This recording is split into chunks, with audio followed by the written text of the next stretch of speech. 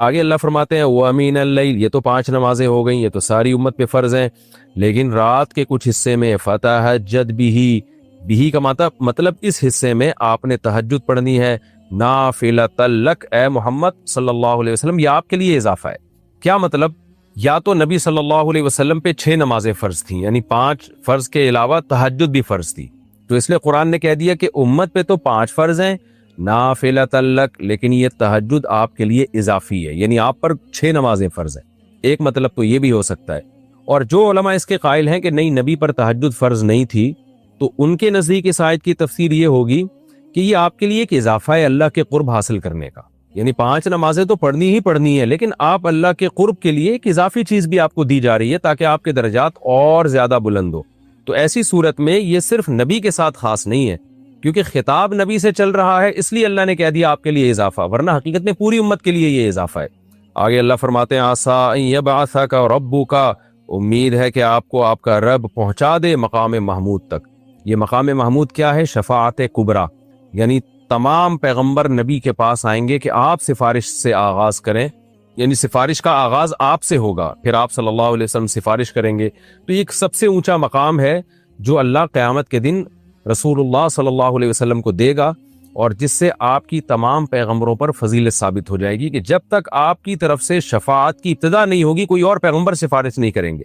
تو اللہ نبی صلی اللہ علیہ وسلم کو تسلیاں دے رہا ہے کہ یہ مشرکین کا جو آپ کے اوپر بے پناہ دباؤ ہے، جبر ہے، آپ اس میں تسلی رکھیے، آپ نماز قائم کریں اور تہجد کی پابندی کریں، اللہ نے آپ کو بہت بڑا آگے چل کے مقام دینا ہے۔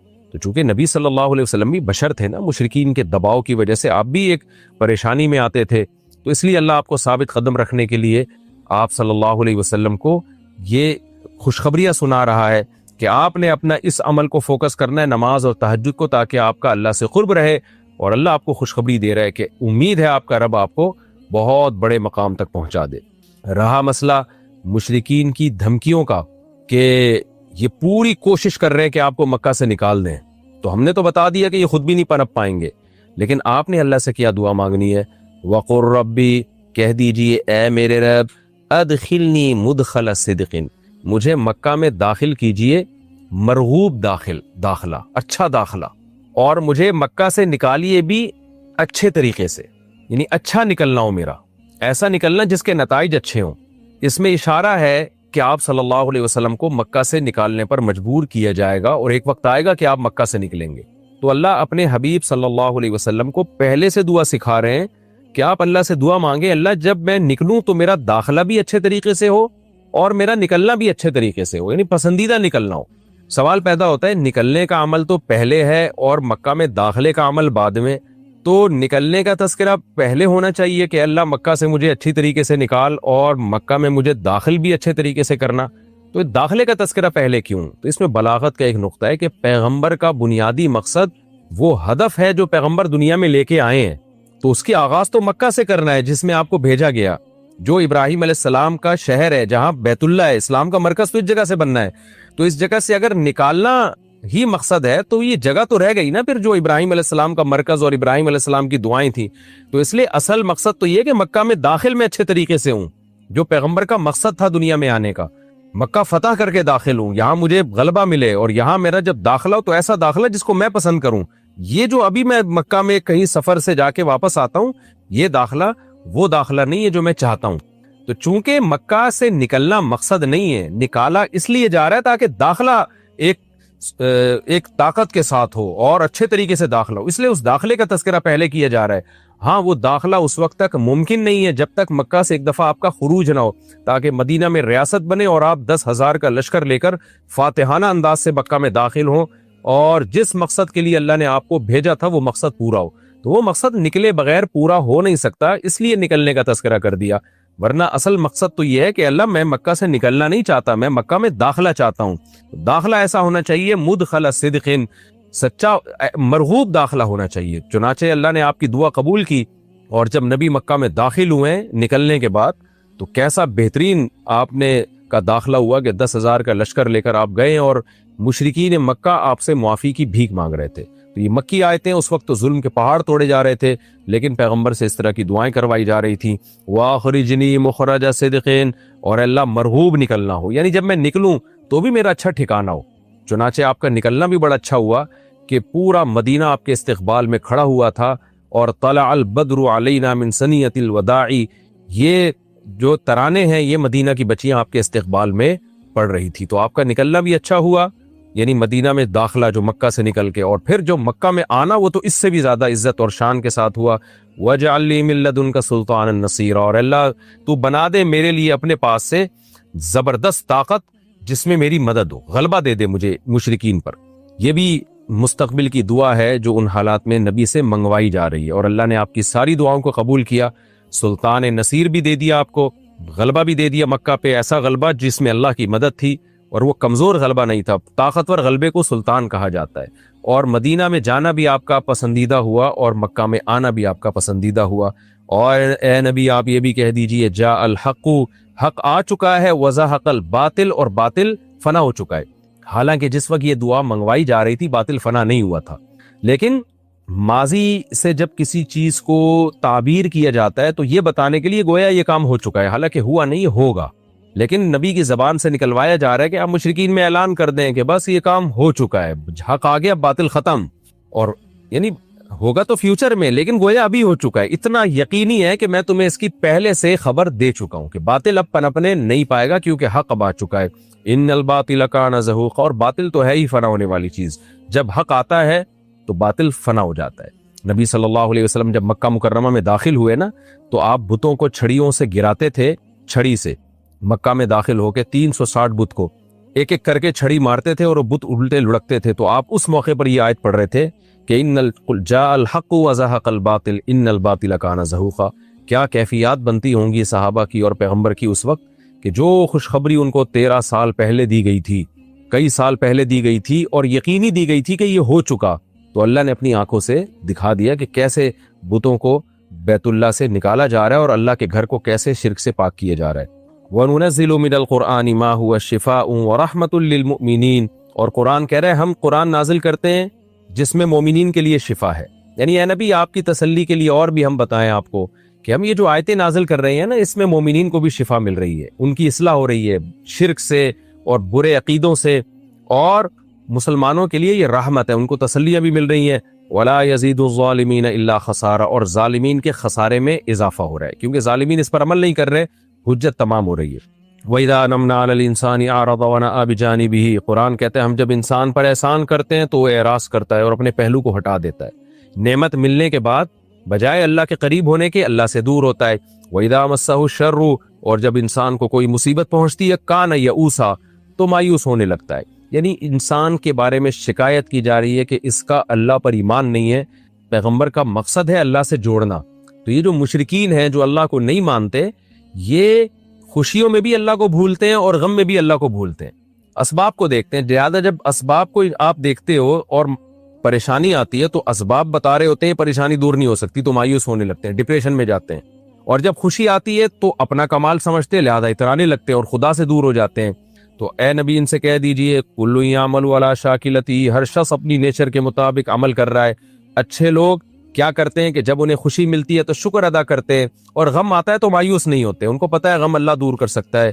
فَرَبُّكُمْ أَعْلَمُ، تمہارا رب خوب جانتا ہے، بِمَنْ هُوَ أَهْدَىٰ سَبِيلًا، کون ان دونوں فریقوں میں سیدھے راستے پر چل رہا ہے، جو غموں میں مایوس ہو اور خوشیوں میں اترانے لگے، خدا سے دور ہو جائے، وہ گمراہی والے راستے پر ہے، اور جو خوشیوں میں اللہ کے قریب آئے، شکر ادا کرے، اور غموں میں بھی اللہ کے قریب آئے کہ غم کو اللہ ہی دور کر سکتا ہے، مایوس نہ ہو، یہ سیدھے راستے پر ہے۔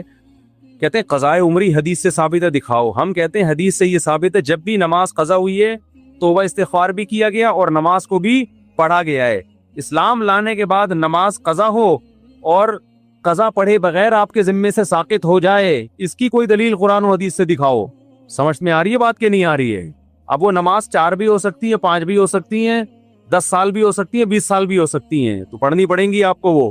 تو جو یہ کہتے ہیں نا قضاء عمری اسلام میں نہیں ہے، کسی دلیل سے نہیں پتا چلتا قضاء عمری ہے، اس کو بولو تمہارے کھوپڑی کا علاج کرواؤ، تم اتنی سینس ان لوگوں میں ہے نہیں، اور یہ ہمیں کہتے ہیں ابو حنیفہ کے پیچھے نہ چلو، ان لوگوں کے پیچھے چلو جن میں اتنی کھوپڑی، اتنا بھی کام سینس اتنی بھی نہیں ہے کہ دلیل ہمیشہ مدعی سے پوچھی جاتی ہے، جس کے خلاف دعویٰ اس سے نہیں پوچھی جاتی۔ تو مدعی آپ ہیں جو آپ کہہ رہے ہیں اتنی نمازیں جب ذمے میں جمع ہو جائیں گی تو وہ بغیر پڑھے معاف ہو جاتی ہیں. آپ نے کہاں سے اتنی نمازوں کو بغیر پڑھے معاف کر دیا؟ سمجھ رہے ہو؟ اس کی کیا دلیل ہے آپ کے پاس؟ حدیث میں آتا ہے دین اللہ حق ان یقضا، اللہ کا قرض اس بات کے زیادہ لائق ہے کہ وہ چکایا جائے. انسانوں کا قرض جب تک چکاؤ معاف نہیں ہوتا، تو اللہ کا قرض بھی جب تک آپ، اور نماز تو سب سے بڑا قرض ہے، وہ جب تک چکائیں گے نہیں معاف نہیں ہوگا. سوال پیدا ہوتا پھر توبہ کا کیا فائدہ؟ توبہ کا فائدہ یہ ہے کہ جو ٹائم پہ نہیں پڑی نا، وہ جو جرم کیا وہ جرم آپ کا معاف ہو جائے گا توبہ کی وجہ سے، باقی وہ تو دینا ہی پڑے گا. جیسے آپ نے ایک آدمی سے کہا میں 1 مہینے بعد تمہارے 1,00,000 واپس کر دوں گا، آپ نے 10 سال گزار دیے، آپ پیسے بھی دو گے سوری بھی کرو گے، ٹھیک ہے نا. سوری سے وہ جو ڈیلے کرنا ہے وہ گناہ معاف ہوگا. آپ نے صرف سوری کی، اس نے وہ خوش ہو گئے، چلو یار اس نے معذرت اب شاید دے گا، آپ نے دوں گا اب بھی نہیں میں کیا گا یار یہ کیا کہ ایسی سوری کہیں بھی نہیں چلتی. تو اللہ کا قرضہ حدیث میں آتا ہے کہ زیادہ لائق ہے اس بات کے کہ وہ چکایا جائے. اور نمازیں ساخت کر رہے ہو جو اسلام کا رکن ہے، کچھ تو انسان کو خوف ہونا چاہیے نا. تو آج کل جو نئے نئے مجتہدین آ رہے ہیں نا، اسکالرز آ رہے ہیں، ان کو لفٹ نہیں کرائیں. ایک اسکالر نے یہاں تک بول دیا کہ بغیر عذر کے بھی آپ 2 نمازیں اکٹھی پڑھ سکتے ہیں قضا کر کے، اور مسلم کی حدیث پیش کر رہے ہیں. حدیثوں کا مطلب فقہا سے مجتہدین سے پوچھا جائے گا. آج کل کے ٹکے کے جو آ رہے ہیں نا اسکالرز، ان سے نہیں پوچھا جائے گا. اتنا آسان کر دیا ہے نمازوں کو قضا کرنا. ماشاءاللہ الحمد سے لے کے والناس تک قرآن بار بار کہہ رہے حافظو، حفاظت کرو. نماز کی حفاظت کا مطلب کہ ٹائم پہ پڑھو. کتنے لوگ ہم دیکھ رہے ہیں عصر کو لے جاتے ہیں، ظہر پڑھی ساتھ ہی عصر پڑھ لی، پھر مغرب پڑھی ساتھ ہی کیا پڑھ لی، عشاء پڑھ لی. دلیل دے رہے ہیں حدیث میں، کوئی بھی حدیث میں نہیں ہے، ایسے کہیں بھی نہیں ہے حدیثوں میں. قرآن میں حدیثوں میں یہی ہے کہ نماز اپنے وقت پہ پڑھنا ضروری. ان الصلاۃ کانت علی المؤمنین کتابا موقوتا، نماز اللہ نے مومنین پر مقررہ اوقات میں فرض کی ہے. اور یہ آیت پتہ ہے کب نازل ہوئی ہے؟ میدان جنگ میں، میدان جنگ کے بارے میں، کہ جنگ میں اگر تم لڑ رہے ہو کھڑے ہو کے نہیں پڑھ سکتے، سوار ہو کے پڑھ لو. اے اللہ اتنی ٹینشن تو ہمیں جنگ میں کیوں دے رہا ہے؟ لڑائی سے فارغ ہو کے ظہر اثر ملا کے پڑھ لیں گے، کیا خیال ہے؟ مغرب سے تھوڑا آدھا گھنٹہ پہلے ظہر اثر میں پڑھ لیں گے، اور جیسے سورج غروب ہوا فوراً مغرب عشاء پڑھ لیں گے. تو آگے جنگ کا ٹائم بہت پڑا ہوا ہے. اللہ نے کہا نا نا نا نا نا، کھڑے ہو کے نہیں، بیٹھ کر نہیں، لیٹ کر. کیوں؟ نماز مومنین پر مقررہ اوقات میں فرض ہیں. باقی یہ لوگ جو ریفرنسز دے رہے ہیں نا، بخاری کی حدیث، مسلم کی حدیث، ان ریفرنسز کی حقیقت ہم سے پوچھو آگے، ہم آپ کو بتائیں گے.